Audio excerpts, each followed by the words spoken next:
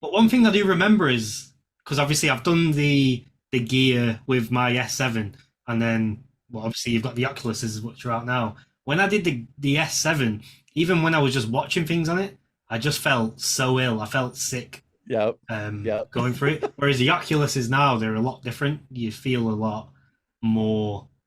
I don't know. I feel like you feel more immersed, so you feel Hmm. less ill from it. Yeah. Yeah, it's a big part of what people don't realize is frame rate plays a huge role in whether you get sick or not. Because in real life, when we're looking around and seeing things, we're seeing it all in real time.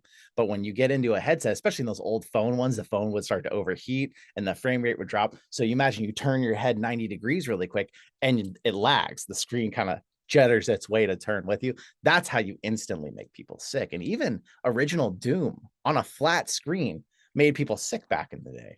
So technology has to catch up and people also have to get used to it. So now we're all doing much better, higher frame rates, better technology, and people have dabbled in it more, where it used to be same issue would happen watching a flat screen, which is hard to believe is even possible. Hmm.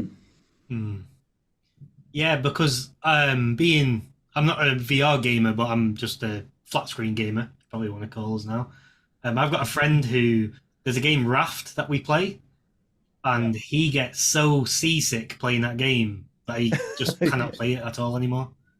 And he's obviously got a top PC with very high frame rates. I think he's got 240 frame rate, but he can't even play Raft. So, Yeah, some people are more susceptible. It'll happen. mm. Oh god. But yeah, I mean, so you've seen the hardware grow from the Gear to the Oculus. What was it before Gear? Do you know much about the history of Well, Gear? it's actually interesting because, like, I remember once when I was a kid at the Family Fun Center. So I don't know if those are kind of a thing in the UK, but it's basically like it's like if you merged an arcade and like mini golf and go karts. It's like a place you go that's just everything a family can do together. It's all there in one place. And they had this like pop up virtual reality booth. And I mean, I'm talking, this must have been like late 90s. Like, this is a long time ago. And I just remember as this little kid, I really wanted to try it, but it was like $20 to do it. That was a lot of money to my family when I was a kid. And so there was no way. But ever since then, I was always like really curious. Like, I want to know what that is and what was going on in that booth, because you can only kind of see it from the outside. And I mean, from the outside, this was like a black screen with like little like green lines as like a grid, and you were like hunting a deer or something. But VR has been actually around for quite a long time in these early models. It wasn't until I think about 2012, 2000, somewhere in there, Palmer Luckey realized he was a big VR fan, realized that we're with phones, we basically had all the technology we needed now to actually do this. So he started Oculus, and of course eventually was bought by Facebook, and then that's the modern VR we know now. But there was actually a resurgence in the 90s where people thought VR was going to go mainstream back then, and the technology was just way too bad for it to even come close. So in the 90s, was it used for gaming generally as well?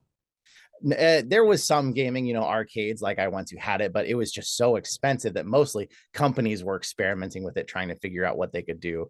Of course, Nintendo launched the Virtual Boy, which kind of made people think that's what VR was, but really it's not. The Virtual Boy is basically just a set of 3D glasses looking at a flat screen, and it was all red and smeary and gross, and but that tricked people thinking, oh, this is what VR is. And then of course there was movies that came out at the time too that made people think, oh, this is going to be this huge thing. But then they'd try it and the technology was so bad in comparison that nobody wanted to give it the time of day. Mm. So in the 90s, what do you know what the screen technology they were using in the VR was? Oh, I mean, if you look at like the Virtual Boy, it was, I don't know the exact, it didn't look like CRTs because it was way too small to be Yeah. like so it was probably early LCD screens, but a lot of it was like a single color panel, like those old computer screens you're used to seeing. It's only green or it's only red. It's not a Okay, full yeah. color panel. And yeah, it looked really rough. You can see some interesting videos on YouTube though that take you back and show like people had these things on their heads. I don't even know how their neck supported how big it was, just massive on their heads. And they're looking around and they have these huge gloves on with 10, 15 big wires hanging off of them trying to do it. And it was early. And I'm sure it was incredible back then too, though. Like, I'm sure if you got inside it, even though it looked terrible, it was probably amazing for the time of technology. Yeah, But of course, yeah.